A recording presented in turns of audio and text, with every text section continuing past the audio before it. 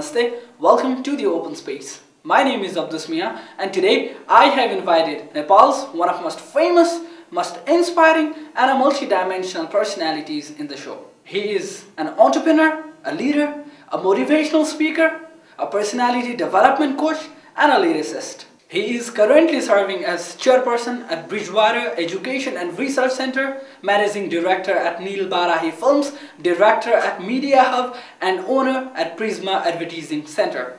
Ladies and gentlemen, my guest today needs no introduction. So without giving any further addings from me, I present to you Ranjit Acharya. Welcome. Thank you. How are you? Great. Awesome. Let's kick off the session with listening to your story. When you are to reflect your own life, how does it look like? I'm one of the learners, learning to cope up with life, learning the lessons. And from the beginning, I'm a student, and I'm sure that while dying, I'll be a student. I come from a very middle-class family. My father used to be a service holder in Royal Nepal Airlines then. And for me, I went to Vijay Memorial School when I was not ready for grade 1. I was maybe around 4.5 years old when my grandfather just took me from the playing area to the school and got me admitted there. So I did my schooling till grade 5 in Vijay Memorial. After that, I went to Delhi with my parents, did some schooling there, came back because I was doing schooling in India, so I came back to Modern Indian School, finished my schooling from there. Then I wanted to do science, got into Kathmandu Valley campus, now Kathmandu University. Then I realized it's not my cup of tea. So I completed my IC, but then I chose to get into commerce. So I did my BCom from Sankardev College, my MBA from Sankardev College. By the time I had decided that I am going to get into business, I had already started my agency. So I was giving my final exams of ISC when I had opened this agency that I am running, Prisma Advertising. So since then, it's been 24 years. I've been running Prisma Advertising and other entities that I have diversified into in coming days. That's how I've been doing. One cannot deny that Ranjit Acharya is a multi-dimensional and multi-professional too. So if I ask you to list your professions into number 1, 2 and 3 according to your attachment, so what would it be like? Number 1 is advertising, of course, which taught me trick of the game, which taught me creativity, because I love creativity. I'm into advertising field. We have created brands in Nepal. We have given names to the brands. We've created logos, brands that has become number 1 in Nepal. So we're proud to be there. I'm very proud about it. So I would list advertising as my first passion. Accordingly, creativity is another thing that I'm into it. I've been writing in recent time. I've written few songs, some poems, thinking of writing a book. So that's another passion that I have. Besides that, I'm a motivational speaker. So I have been motivating people. I have been talking to people, trying to understand their psychology and trying to tell them that there's positivity in life, and that's what keeps us moving. So as a motivational speaker, I have achieved few landmarks. I've been doing that with Nepali national football team. I did that with Nepali national cricket team, and it worked. So I'm happy about it. Whatever I could do from my side, as per my experience, my learning, the trainings that I have attended, I'm happy about it. So these are the 3 things that I would list. An entrepreneur, a lyricist, a motivational speaker. Where does these characters synchronize actually? They come from same basket. If you look at it from the holistic approach, from top angle, I would say, you'll see that whatever I have garnered in these 24 years, or maybe before that, let me just tell you, I had to repeat my grade 8 because I couldn't do well. You know? And my grandmother came to me and told me that don't be sad about it. Just think from other perspective. When you'll go back to the same class, when you're learning all the lessons in this class, you'll be doing it for the second time. That's repeat for you. And all others in your classroom will be listening to the lessons or learning for the first time. So you'll be always better than them. This is how she motivated me. And I could go back to the class which I was repeating. So I started learning all these lessons from life, and which I'm reflecting in my talks, I'm reflecting in my poems or the songs that I'm writing.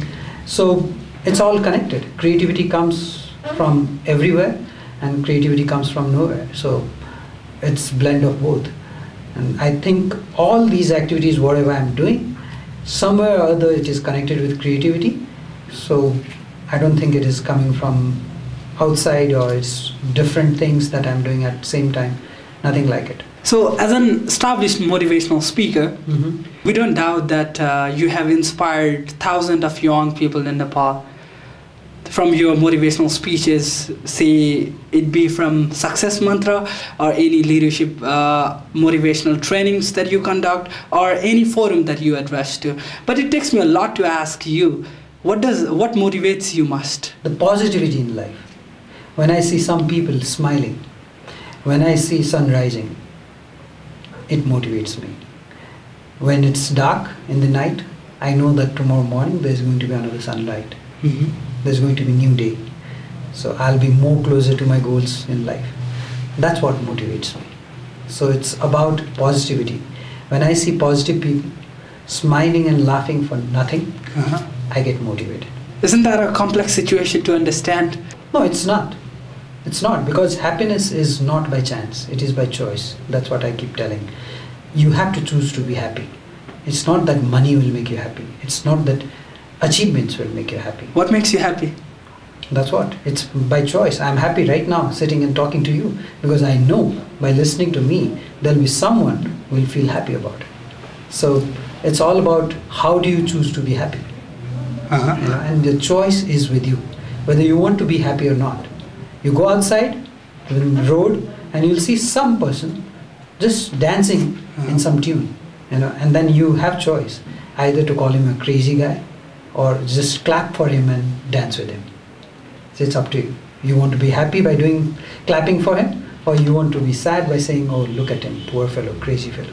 So if I ask you to define happiness, what would be your definition of happiness? Happiness is living the moment that you have with you and feeling good about it. Not cribbing about things that you don't have, but appreciating and celebrating the things that you have. So you have been appreciating and celebrating things you have achieved? Definitely. I celebrate every moment. Okay, let us shift our conversation into a little bit different scenario. So where do you see the young generation heading today? See, young generation is heading towards positive side. I would say because at my time when I was young, we didn't get to hear so many stories, positive stories. We didn't get to meet so many youngsters, youths who wanted to do something in life. There were people who were studying, they had some ambition in life, but they were not doing things that they should have been doing. To tell you very frankly, when I was doing my college, I was doing part-time job. Being a science student, doing part-time job, no one was thinking about it. But I knew that I had to do it because I wanted to learn something there. So it's about this thinking that is there in today's youth. I'm happy that it's growing. Today's youth knows that they have to be better than others. They have to outsmart the time now. Time is changing because of information technology. So today's youth knows that. So if you have to compare between the potentiality of the young people and the opportunities they have been getting, where do you draw a line in between? Opportunity you don't get. You have to seize the opportunity. The youth who is seizing the opportunity is doing great. So don't wait for the opportunity to come to you. It's not like your mother feeding you, which will come in a silver platter and she'll give you food. For some time if you'll not eat, she'll tell you please eat, and she'll just start feeding you. Opportunity will never come to your lap like that. Opportunity is there somewhere. You have to seize that. You have to see that and seize that opportunity. So you cannot wait for opportunity to knock your door. You have to just seize it. So those youth who have been seizing the opportunity, they're doing great. Those who are waiting for the opportunity to come on the way, they think that there is no opportunity lying there. That's it. A quick question I would like to ask. How do I seize the opportunities? It's very simple. Every person gets the same situation for some time. Let me give you an example. There was this magazine company which wanted to hire the marketing person. Okay, they gave ad in newspaper and said that walk-in interview.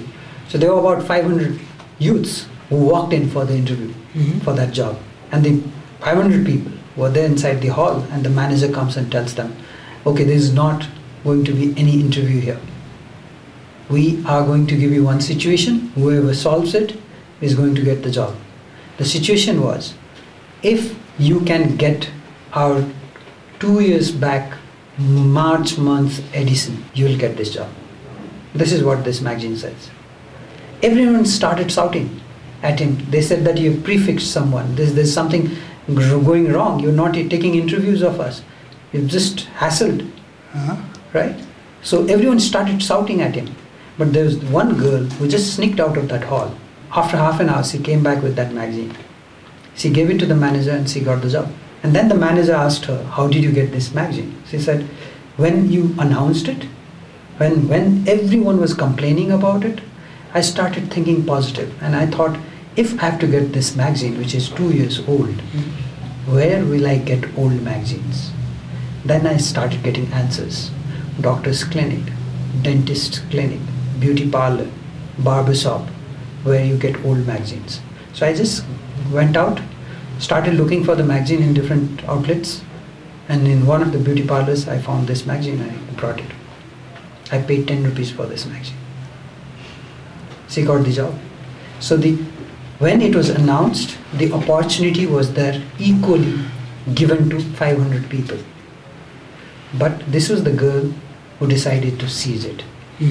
Others didn't look at that opportunity at all. As a successful entrepreneur and successful motivational speaker today, we can see things clearly that you have achieved a lot of things so far. With moving with the journey of your life and coming to this, I would like to know about some difficult situations in your life and the way you coped up with it. When I tell people to think positive, there are times, instances that I tend to lose that positivity. And when I tell myself that be positive, think positive, when people come back to me and ask me, how can I think positive when I have lost someone because of someone's negligence and all these things, it's very difficult to convince these people. But when you keep thinking positive, you see a ray of hope. You see the solution there. So most difficult thing is to keep thinking positive for everything that comes across your life. It's very difficult, but that's the only choice that we have. By thinking negative, we cannot resolve the situation, no matter how big is the crisis. Unless you think positive, you cannot find a solution for it. I know that. So it's most difficult thing to convince others to think positive, right? It's like going and telling this beggar who has nothing, who is in the street begging, telling him to be positive about life. Okay, we understand that Ranjit Acharya is a very positive person. But let me ask you, what is the most beautiful thing about you? I'm not sure about anything, but the most beautiful thing about me, if I have to tell, then the positivity that I have in me, the way I look at things positively, the way I see positivity in me, is what I feel is my wealth till date. Okay, so let me also move forward to your life. Down 20 years, where do you see yourself? A learner. I'll be learning. Still learning. After 20 years, I'll be there in my 60s, right? So I will be learning to cope up with my 60s. I'll be learning and looking back at my experience and I'll definitely be sharing my experience to others. So I'll be a learner. That's why I always keep saying, keep learning. There's no stoppage to learning. The day you stop learning, that's the last day for you. But for me, while dying, I'll be learning to die, because that's the only time I'll get to learn how to die. Is that like you'll die to learn or learn to die? I'll learn to die. You'll learn to die. What will Die. you achieve then? I'll know how to die. Right? If I'm inquisitive about something, if I have this passion of learning, then I'm always looking forward for things. Right? If I'm passionate about dying, so if I'm willing to learn how to die, then I'll not scare away from death. I'll welcome that death, because it is inevitable. You cannot shy away from it. Why get scared when it is inevitable? Rather, welcome it and learn the approach towards it. So that's my approach. You are in such a beautiful profession that you play with very little space, little footage, audio, video footage. What is the secret behind your profession that makes little things louder? The secret behind making little things loud is understanding your audience. If you know your target group and you can create something that can influence the target group and make them interested for the product, that's how you can create good advertising campaigns or even 30-second TVC. So it's understanding your target group is the must for all of us. Do you regret about anything? Like in these 24 years you have worked so much and you have experienced so many things, but there must be something that you have regretted and thought that I should not have done that, and what is that? I don't think I have regretted for anything that I've done. Even the mistake has made me learn so many things. Even a failure has given me lessons through that. So I always say that even if you fail, don't fail to learn the lesson. So that's what I've been doing. So I don't want to regret all those failures in my life. I would like to thank them for being there so that I could learn and I could be a wise decision maker later for same thing that I had to repeat. I didn't repeat the mistakes, so I could succeed there. So there's no regret for me as such. At every people's life, there comes situation where you feel like there's nothing. I mean, you get troubled not just by time, but tough people also come in your life. So at situations like that, how do you deal with them and how do you come across with problem like that? I don't call it problem. When you say problem to anything, then you want to shy away from it. I always say it is a challenge for us, so that you want to face it, right? If there are tough people in your life who are giving you miserable time, you should be thankful to them, because they are making you much better and stronger person, right? You are coping up with them means you can cope up with anyone in the world. So you should be thankful for them to being in your life, because they have taught you a lesson how to tackle them, how to treat them, how to control your anger. All these lessons you will learn out of those people who are difficult. So you should be thankful about it. Why should you be sad about it? You should be thankful to them for that. If you are in very strong situation, difficult challenges are there, then you should be thankful, because you then can face the challenge. It's like Nepal playing with Mariana Island and hitting 6 goals. No one even appreciated that. But when Nepal drew the match with Jordan, they were in front page, because Jordan was much challenging team than Mariana, right? So we should be happy that there are challenges in our life. That is making us strong person. You made a lot of people inspired by your speech, and I'm very crazy for that. You're still from this show, I'm very much inspired. And I want to ask you is that, are you motivated yourself? You motivate a lot of people daily. And are you motivated yourself? If I am not motivated, I cannot motivate anyone else. If I don't take bath, I can't expect someone else to take bath and not be smelling, right? So unless I am motivated, I cannot go and reach out to people all across Nepal and give motivational talks to them. I recently went to Nuwakot and did one back-to-back same day, back-to-back session of 3 hours, 3 sessions in a single day, and I drove back-to-back one day, same day. If I'm not motivated, I will not be able to do that. So it's all about motivating yourself. Unless you motivate yourself, you cannot motivate any others. If you want to tell someone to drink water, then you have to start drinking water yourself. So at the end of this show, what would you like to say to young people who are watching our show? The only thing that I would like to tell them is set your goals as crazy as possible. Till the time you don't hear someone telling you, have you gone mad? Don't stop yourself to set the goal. I'll give you an example.